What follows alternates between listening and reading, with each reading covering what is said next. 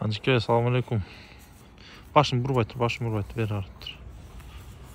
Жанакы Даканда айтып аткан ат ушул ака. Ушул ат.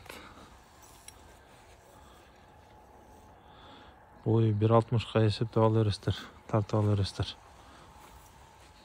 Казакка кеткен кара Дакандан калган туяк дейт. Ассаламу алейкум ат сүйүүчүлөр, амансыздарбы?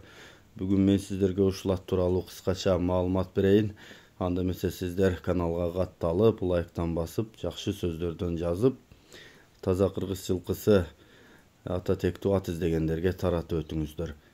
Бул ат биздин Жалал-Абадтан кеткен экен, Доскана Барашылыптан. Аманбай Палванованын короосунан жана кенжекелерден кеткен экен.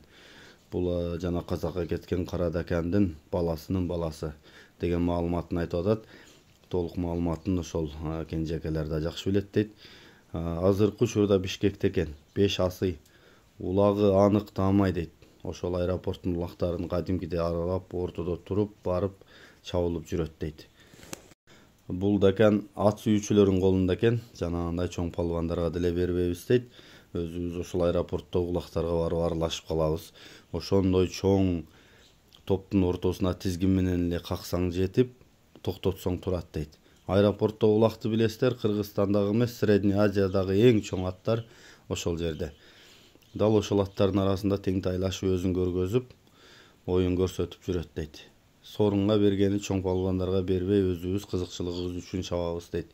Буту болу, ден соолугу баары жакшы дейт. Баасы $10.000 кеми болот дейт. Жакында сапарга чыгып кетип аттык эле, ошон үчүн атты сатып атабыз деген маалыматтарын да айтышты. Кимге жакса чалып байланышыңыздар.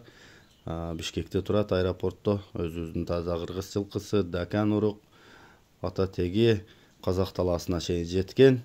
Ушул Аманбай Палвандын короосунан кеткен аттардан экен.